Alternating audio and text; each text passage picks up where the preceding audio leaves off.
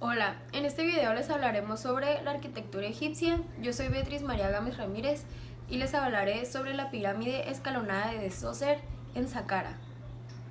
Esta pirámide y el conjunto funerario de la tumba están rodeados de un muro con una altura de 10.4 metros y un perímetro de 545 por 277 metros. Este muro tiene puertas falsas hechas buscando seguridad. Pero todo comenzó en el año 3100 a.C., con las sepulturas que se hacían en unos fosos en la arena, hechos a modo de criptas, los cuales eran cubiertos con losas de piedras, pero esto no resguardaba bien el cuerpo, por lo cual se empezaron a construir edificios sobre las criptas, y como se fueron haciendo cada vez más importantes y populares, se incorporaron cuartos para las ofrendas. Se les terminó llamando mastabas. Era muy común agrupar varias de esas construcciones para miembros de la familia. El faraón Dzoser y su arquitecto y primer ministro Imhotep, quien prácticamente inventó la pirámide, revolucionará la arquitectura egipcia con esta pirámide que se inició hacia el 2750 a.C. La pirámide aloja una tumba subterránea para Dzoser y para alojar a su familia decidió ampliar la mastaba de manera horizontal. El resultado final fue una pirámide escalonada, revestida de finas losas calizas blancas, que ahorita no están. Esta pirámide es enorme. Sus medidas son las siguientes: 140 por 118 metros de base y 60 metros de altura inicial. No hay una razón exacta en el porqué de esta construcción, pero sí se sabe que más adelante todos los faraones adaptaron esta forma para sus tumbas, y poco a poco fueron rellenando los escalones y alisando la pirámide, hasta darles la vista que todos conocemos.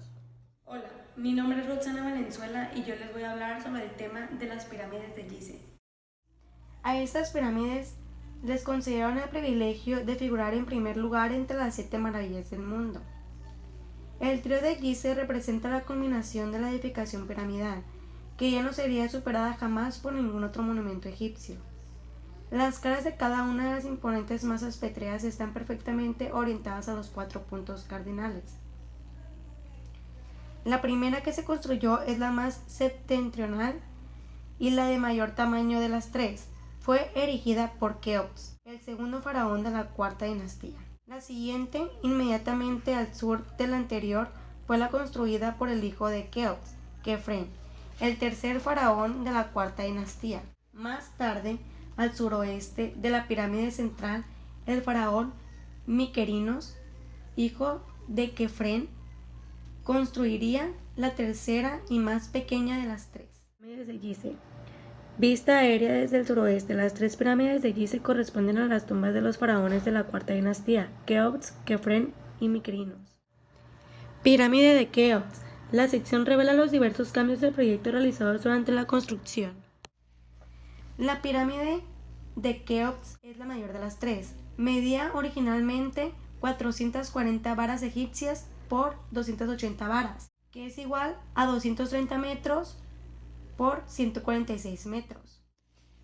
La pirámide de Kefren tenía 215.5 metros por 143.5 metros de altura, y es la única de las tres que conserva una parte de su envoltura original de piedra calaquera en la cúspide. En algunos puntos aún es posible apreciar el pulido original.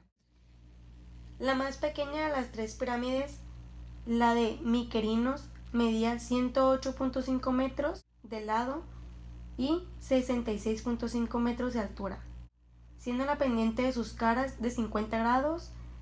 También le falta el revestimiento original, las 16 primeras hiladas del cual eran de granito. Alrededor de las pirámides de Gizeh había pequeñas agrupaciones de tumbas para miembros de la familia real, templos funerarios donde se llevaban a cabo las últimas fases de la momificación y calzadas que llegaban desde el canal cortado en la ribera del Nilo hasta el pie de las pirámides. Las pirámides son como montañas cuyas piedras fueron elevadas una a una desde el nivel del Nilo hasta la meseta.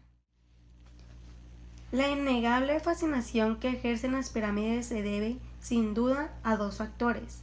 El primero a su imponente tamaño y el segundo a la precisión con que fueron construidas. Hola, mi nombre es Mariana y hoy les voy a hablar sobre poblaciones y casas egipcias. Menfis y Tebas son algunos ejemplos de antiguas metrópolis de Egipto, las cuales, como podemos observar, han ido desapareciendo al pasar los años. Esto gracias a que estaban hechas de ladrillo de barro prensado. Hacia los años de 1379-1362 a.C., se fundó una nueva capital, Akhtátón, reinada por el faraón Akenatón, la cual pretendía ser la sede de la revolución religiosa emprendida por él mismo. Sin embargo, al momento de que él muere, la ciudad y los nuevos templos son demolidos por los sacerdotes de Amón. A pesar de que existían pocos recursos que se conservaban de la antigua Akhtátón, se pudo reconstruir una espaciosa casa de un suburbio septentrional de la ciudad. Aquí en esta imagen podemos observar la casa suburbana en Akhtátón. Esta reconstrucción es de una casa en las afueras de la nueva capital, Akhtátón, en la cual podemos observar los elementos básicos de una amplia mansión de una familia acomodada, incluyendo un pequeño templo particular. Para ingresar desde la calle era necesario atravesar un portal inserto en el muro circundante. Al interior de un jardín cercado por un muro se alzaba la capilla dedicada a Atón, el nuevo dios, y se podía acceder a la vivienda atravesando un patio, centrada en torno a sus dos piezas principales, la sala norte y la sala central. La sala oeste para los invitados, la zona de las esposas en el lado sur y el resto de la familia en la esquina sureste. Las características mencionadas anteriormente eran cuando se trataban de casas de funcionarios importantes o sacerdotes de templos. En cuanto a los artesanos y los calígrafos, los cuales eran los encargados del buen funcionamiento de los servicios del templo, se ubicaban en un estrecho valle actualmente llamado Deir el Madina. Las casas de planta alargada tienen el ancho de una habitación y un fondo de varias habitaciones, y tienen las mismas partes principales que la villa de Armana, aunque más pequeño, y aunque la mayoría contaba también con una pequeña bodega debajo de la casa. Hola, mi nombre es Arturo Uriarte y voy a hablarles de la tumba de Hatshepsut en Deir el-Bahari. El poder teocrático absoluto de los faraones de la cuarta dinastía no sería igualado jamás, y en consecuencia, las pirámides de Gizeh no fueron superadas. Los faraones subsiguientes eligieron pirámides más reducidas, pero a partir de la fractura que supuso el primer periodo intermedio, las tumbas y los templos reemplazaron a las pirámides en su categoría de grandes obras reales, así como se muestran en esta imagen. Los faraones subsiguientes eligieron pirámides más reducidas, pero a partir de la fractura que supuso el primer periodo intermedio, las tumbas y los templos reemplazaron a las pirámides en su categoría de grandes obras reales, así como se muestran en estas imágenes. Hasta los dioses acusaron esta revolución, ya que el papel de Ra como dios principal fue el suplantado por Amón, cuyos sacerdotes estaban centrados en torno a Tebas, una ciudad emplazada en pleno Alto Egipto. Establecida la capitalidad en Tebas, lo que señala el comienzo del Imperio Medio o Tebano. Bajo su influencia surgieron dos grandes templos dedicados a Amón, en Karnak y Luxor, ambos al sur de la capital y en el margen derecho del río. Las tumbas reales y civiles, así como todos los demás edificios relacionados con el culto funerario, se construyeron del otro lado del río, allá donde el sol se pone, excavadas en la roca del Farallón, justo en el límite que separa el desierto de las tierras cultivadas del valle.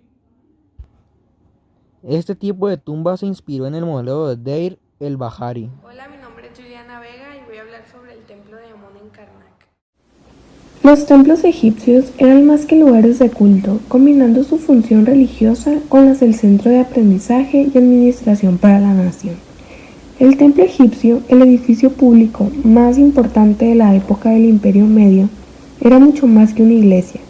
Era también lugar de residencia y adiestramiento para el inmenso aparato burocrático del país. Los sacerdotes impartían la enseñanza de la escritura y la pintura. Este es un plano general del conjunto religioso de Karnak, el núcleo del templo del Imperio Medio dedicado a Amón. Fue rodeado de nuevas cámaras, patios y pilones, construidos por los sucesivos faraones a lo largo de 1700 años. Este fue el centro administrativo más grandioso y rico del antiguo Egipcio.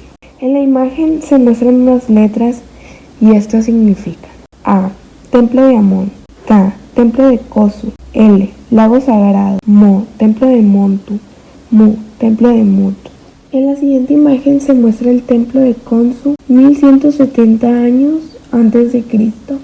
Este sencillo templo contiene todos los elementos básicos de un templo egipcio, con un antepatio de entrada, una salida hipóstila, pública y el secos interior. Posee el santuario o residencia de Dios al que solo tenían acceso los sacerdotes. A continuación, muestro la sección en perspectiva del templo de Khonsu. Esta es la sala hipóstila, 1315 a 1285 años antes de Cristo. Las colosales columnas dispuestas a ambos lados del eje central tienen 3.6 metros de diámetro y 21 metros de altura. El eje que define este alineamiento con el sol, naciente en el solsticio de invierno y apunta directamente hacia el Valle de los Reyes, en la orilla del oeste del Nilo.